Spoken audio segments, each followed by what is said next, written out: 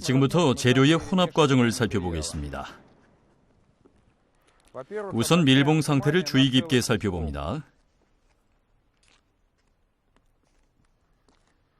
용기에 밀봉 테이프를 제거하면 개봉 표시가 나타나며 밀봉 테이프를 다시 붙이는 것은 불가능해집니다. 개봉 표시가 손에도 묻어나는군요.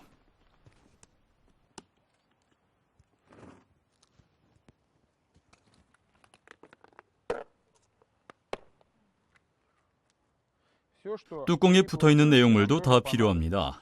알뜰하게 챙겨 사용합니다.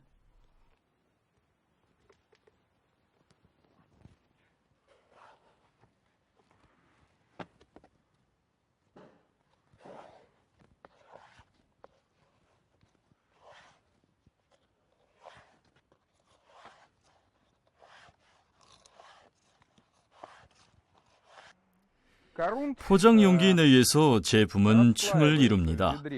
수분, 즉 액체는 하단부로 가라앉고 진공 상태의 구형 조성물은 속이 비어있기 때문에 용기의 상층 부위에 모이게 됩니다. 그러므로 제가 보여드리는 바와 같이 재료를 혼합할 때 용기의 내용물을 상하 좌우로 섞어 주어야 합니다. 제품 생산 기간이 경과된 제품일수록 내부에 형성된 상부 부유물은 굳어 있을 것입니다. 그러나 이것은 이 제품의 자연스러운 특성이므로 걱정하실 필요는 없습니다. 내용물 혼합을 쉽게 하기 위해 상부 부유물을 아래로 눌러 가라앉혀 섞어줍니다. 이렇게 말이죠. 각자 편한 방법대로 섞어주면 됩니다.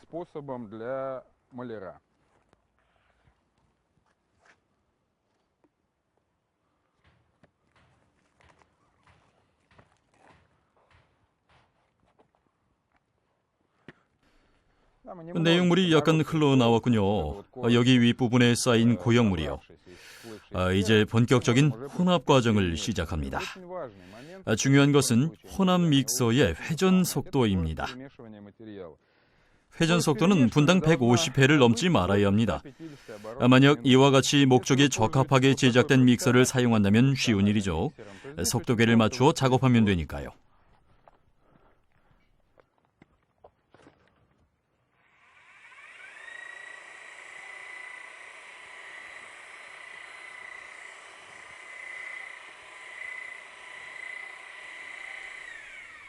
보시다시피 하단부의 수분이 보입니다.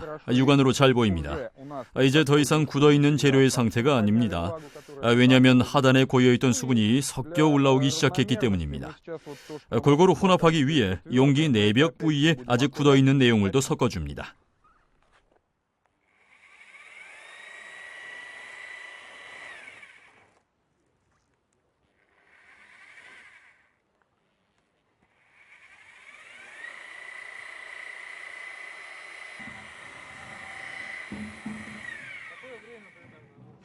믹서 작업 시간은 정해져 있지 않습니다. 최근 생산된 제품이라면 상부에 고형층이 없으므로 1, 2분의 믹서 작업도 충분합니다. 하지만 제품이 생산 기간 어느 정도 경과되었다면 약간 더 믹서 작업을 해주면 됩니다. 시간으로 말씀드리기 곤란하지만 분명한 것은 내용물이 밝은 크림색을 띠기 시작하고 믹서 작동을 중지해도 이 색이 유지된다면 충분히 교반된 것이니까요. 밝은 빛을 띠고 덩어리진 부분이 완벽히 사라졌다면 도색을 위한 준비가 된 것입니다. 보시다시피 밝은 빛깔을 보입니다. 용기 내벽에 덩어리진 내용물을 조금 더 섞어보겠습니다.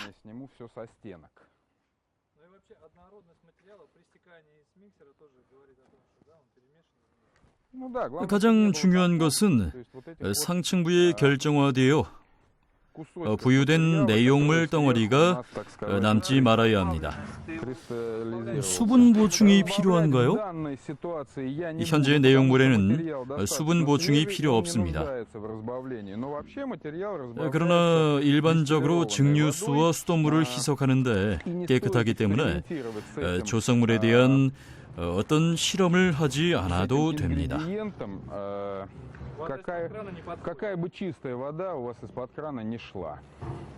지금 수분을 보충하지 않지만 수분 보충은 장비 펌프의 원활한 작동을 위한 것입니다.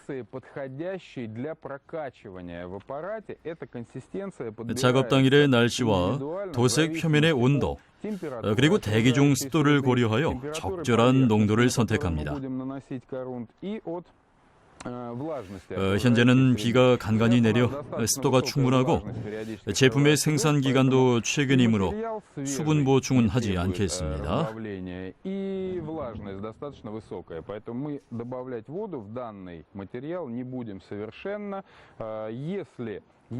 수분 보충이 필요한 경우에는 제품의 높은 친수성을 고려하여 100mg 정도의 소량씩 보충해 줍니다.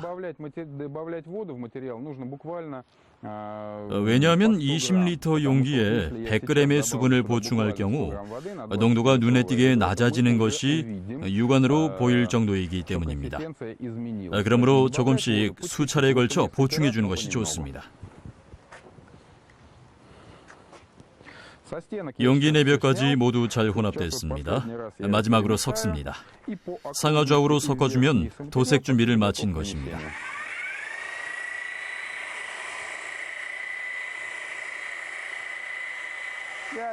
지금 이렇게 나선형으로 움직여줍니다. 믹서의 회전 속도를 일정하게 유지해주는 것이 중요합니다. 미세하지만 세라믹 볼의 구조를 파괴할 수 있으므로 그렇습니다.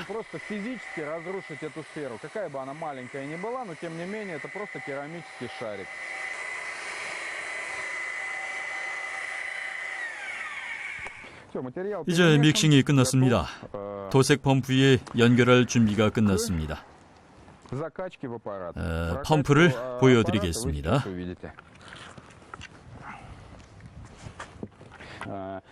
용기에 주둥이를 넣어줍니다.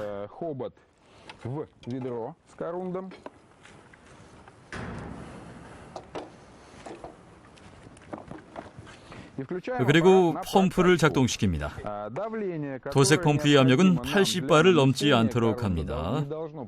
세라믹볼 성분이 부서지면 고가의 도료가 일반 페인트로 전락합니다. 꼭 지켜주세요.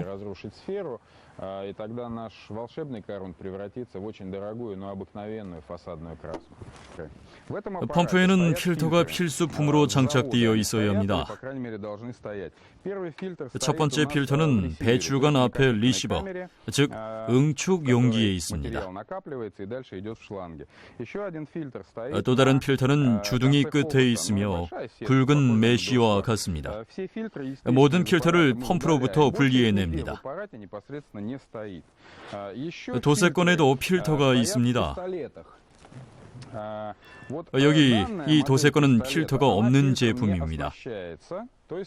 호스에 손잡이에 연결된 제품일 경우 필터가 손잡이 내부에 있습니다. 이 경우 필터를 분리합니다.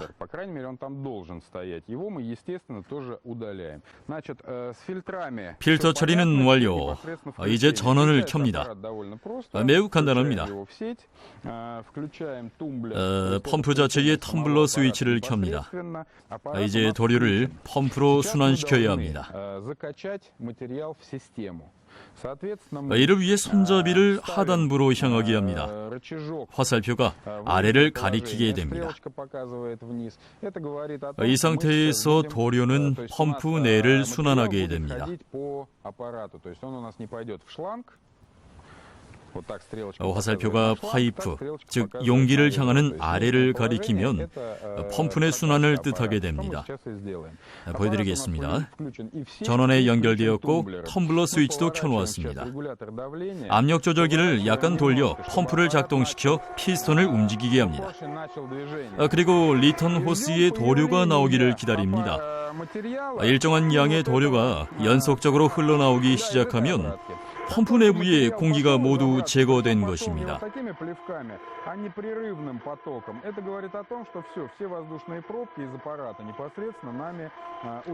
속도를 조금 올려줘도 무방합니다. 지금 보시다시피 도료가 일정하게 흐릅니다. 펌프 내 공기가 모두 제거되었습니다. 속도를 낮추어도 일정한 흐름이 형성되었습니다. 이제까지 펌프 내 공기를 제거한 상태를 보여드렸고 펌프에 도료가 공급된 상태를 보여드렸습니다. 이제 펌프 스위치를 도료 공급 모드로 전환하면 도료가 호스를 통해 도세건으로 공급되게 됩니다.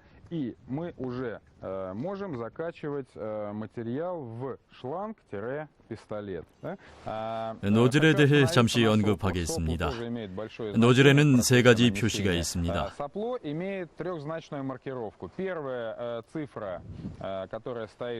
첫 번째 표시인 숫자는 분사 각도를 표시합니다.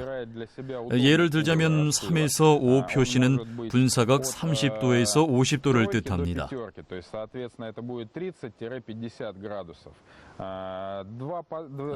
나머지 두 가지 숫자는 노즐 직경을 표시합니다. 19에서 23 표시는 노즐 직경을 말하는데 용도에 따라 선택하여 사용합니다.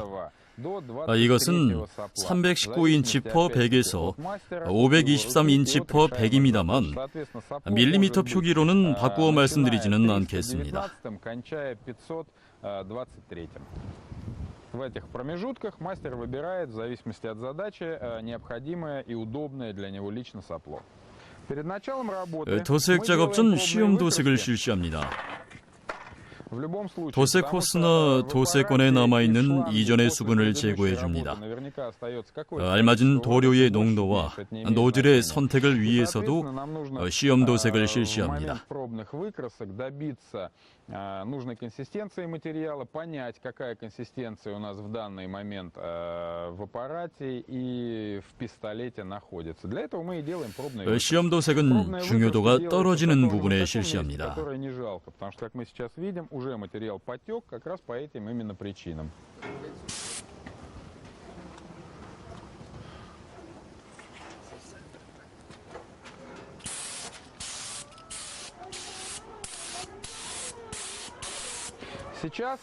현 도료 상태는 적당한 농도를 보여주고 있습니다. 현재 이 도료의 목적인 거친 표면, 즉 녹슨 표면에 도포하는 법을 보여드리겠습니다. Очень ржавую поверхность, потому что это модификация Корунд Антикор, которая как раз-таки разработана нами для именно очень ржавых поверхностей. Обратите внимание.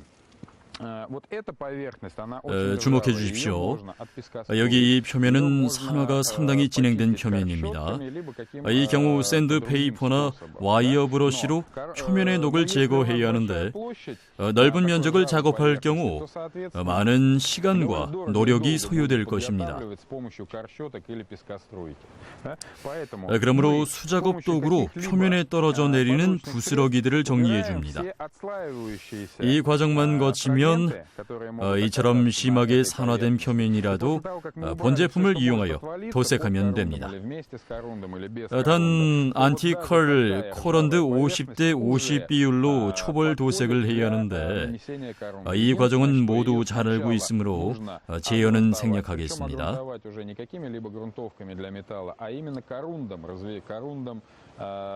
Корунд Антикор, разведенный в пропорции 50 на 50 воды. Мы не будем этого делать, потому что это, в общем-то, понятен процесс. Да? Мы сейчас положим... 지금 매우 얇은 막으로 도포하려 합니다. 초벌 도색을 하지 않을 경우 50대 50 비율 제품보다 약간 낮은 농도로 도색합니다. 거친 표면에 얇고 고른 막을 형성하기 위함입니다. 보여드리죠. Что я сейчас и покажу.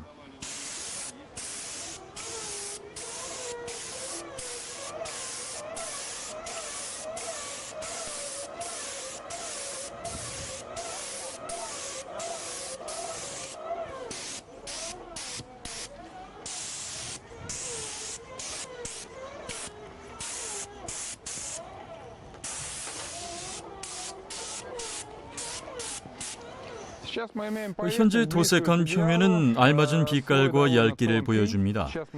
도색 표면의 두께를 측정해 보여드리겠습니다. 0.2mm로 예상되는데요. 도색 측정 장비로 측정해 보겠습니다. 이 장비는 도색 표면이 마르기 전에 사용해야 합니다. 서둘러 측정해 보겠습니다.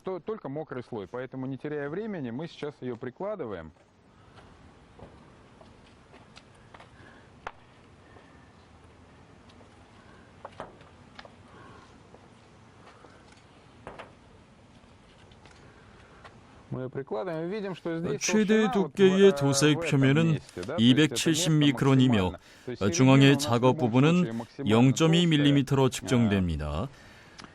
좌측과 중앙 그리고 우측 부위는 육안으로도 두께의 차이가 느껴지지만 현재는 시험 도색이므로 의미를 두지 않겠습니다.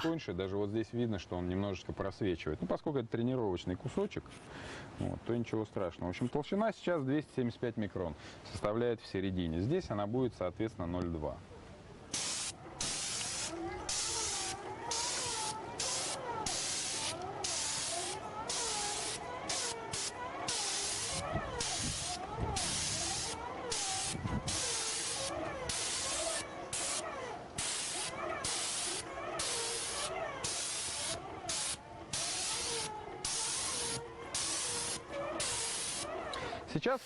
도색 작업 사이에 공배 시간이 길어질 경우 펌프에 위치한 보조원은 도료가 굳지 않도록 저어주어야 합니다. 5분 이상 펌프 도색이 멈춰질 경우 도료를 밟고 빛나는 크림색이 나도록 추가 믹싱해 주어야 합니다.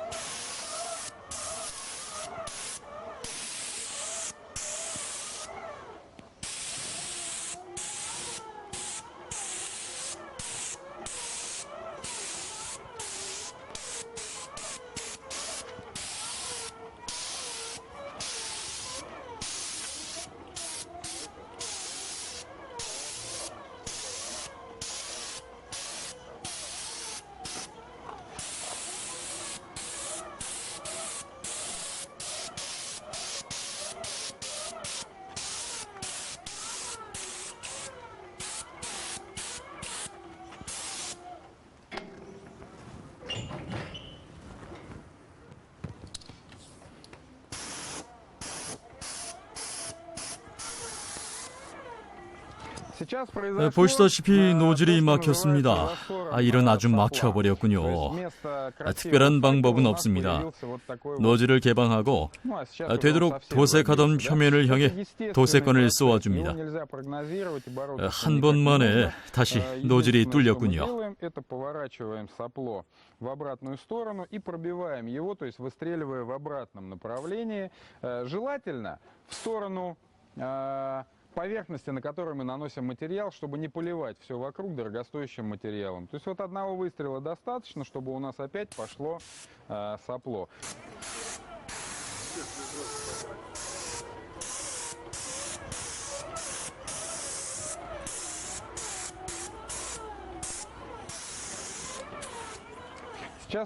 다시 노즐이 막혔군요. 말씀드린 바와 같이 흔히 일어나는 현상입니다. 노즐을 개방과 폐쇄를 반복하여 일정한 분사가 되도록 조치해 줍니다.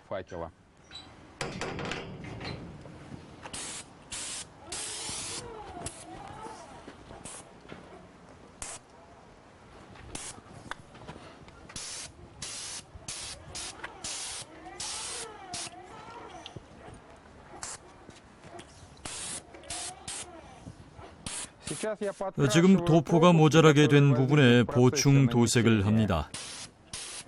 부분적으로 하고 있습니다.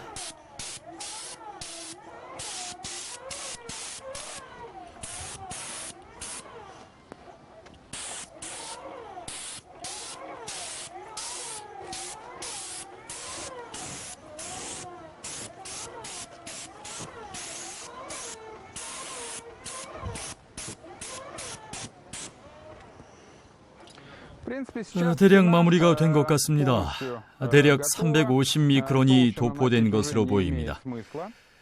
전혀 준비 단계를 거치지 않은 도색 표면에 대한 작업이었습니다. 도포막을 형성하는 재료의 최대 도포막 두께는 0.5mm입니다. 건조에 필요한 시간은 하루이며 날씨와 상관없습니다. 즉 기온이 50도이더라도 하루의 건조가 필요합니다. Межслойная сушка составляет одни сутки, и этот параметр нарушать ни в коем случае нельзя, вне зависимости от температуры окружающей среды, даже если вокруг плюс 50, все равно только сутки.